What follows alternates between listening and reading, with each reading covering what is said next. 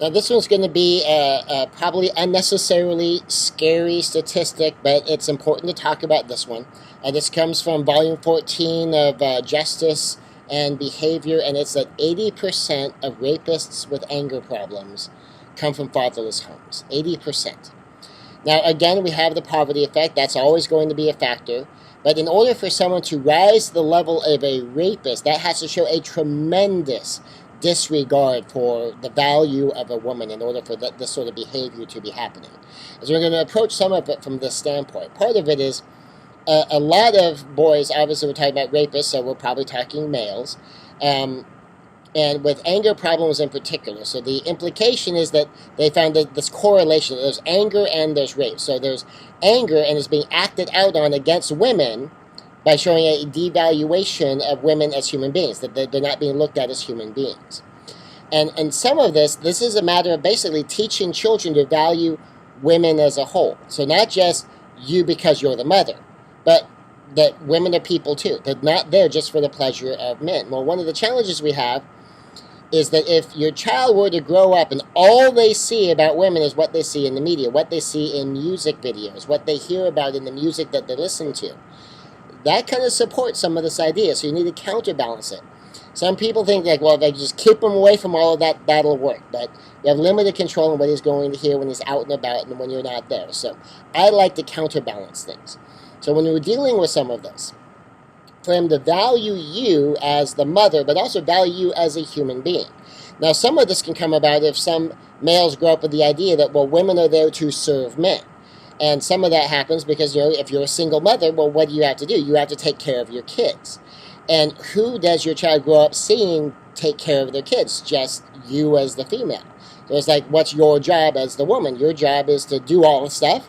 And then what's his job as the man? Well, by the role model he sees, if there's no man in the house, he doesn't see a man who's doing anything. And sometimes you have a situation where even if you have a two-parent household and you have even both a mother and a father who work, because the kids are at home, they don't see you at work, they only see you at home. And so when they're utilizing that model at home, if all they see is, well, at home I see mom does all the stuff and dad or stepdad or mom's boyfriend, whoever the male might be that's around, I don't see him having to do a lot of stuff. And because of that, they can also get the idea that, well, women are there for the men. And then sometimes that shows up, if they get this idea lodged in their head, then the testosterone-driven sexualized part of that turns into women are there for my pleasure. You toss in alcohol, you toss in drugs for more stupid, idiotic decisions, and this kind of thing can happen. But the more it anchors that part of your job is to be responsible, part of your job is to take initiative, part of your job is to be an honorable man, to be a knightly man, to have this model, to have this metaphor you use with your son so that it lodges in his brain, it lodges in his heart that this behavior is completely unacceptable, period, period, period. And that if he's anywhere around something at this level going on, that his impulse should be to protect, never to victimize. And by treating your son like he's supposed to be a hero, he's supposed to be in it, that's what a man does, then you can go head to head utilizing some of the completely unleashed techniques, some of the heroic masculine techniques, and then understanding that masculine sexuality, so his sexuality doesn't have to grow up in a vacuum, so he can have good instruction, he can have good training. That you can utilize one of my programs to do the talk for you. You can utilize one of my programs to help educate your son on masculine sexuality so he can have a healthier view of this thing, instead of feeling like it's something that grows up by itself kind of in darkness, and then you never know what's going on in his head if it's never part of a conversation, if it's never part of a training or education. So I think this stat is totally fixable. And it's part of helping him understand his own sexuality, helping him come to grips with his own anger issues. Because a lot of times the boys grow up with anger issues, with hurt issues, fear issues. You know what? Just like everyone else.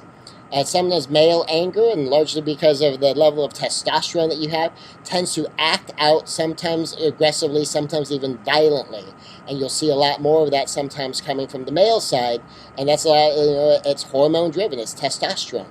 And so it needs to be addressed because there's going to be a biology that's going to be shoving in one direction. We need to make sure that we don't fight against it, because biology is biology, but that we temper it so that that impulse goes into a protective direction, goes into a direction that helps him achieve, helps him take his initiative to get stuff done that needs to be done, and it doesn't show up in this acting out. And being able to have healthy relationships with women. And all that material is available for you in the programs, obviously, in a 5 to 10 minute video. How the volume of what I can share with you is limited, but it's all there. And the core is for your child to grow up with a good, solid model of what masculinity is, and what being a heroic man is, a knightly man is. So that way, all these impulses can be channeled. And for the part that's going to be manifest sexually, for them to have a healthy view of male sexuality. And there's a whole program on that. I think that's 14 lessons, 14 hours of material there to help train and educate him in various aspects of this, and the importance of drawing lines and holding lines. And that more protective instinct that men are supposed to have, that women are not to be victimized, they are to be protected. That if you are physically bigger and stronger than the average woman around you, that means part of your job is to protect them. It doesn't mean they're an easy target. It means they're to be protected. Just like any human being, if you are the bigger, stronger, more capable one of your jobs just as a human being is to help protect the smaller and the weaker, male or female, the parent or the kid. Whoever you are, I believe that is one of your jobs. So this is Scott Conn with mothersraisingsons.com, dealing head-on with the sometimes scary statistic that 80% of angry rapists come from fatherless homes.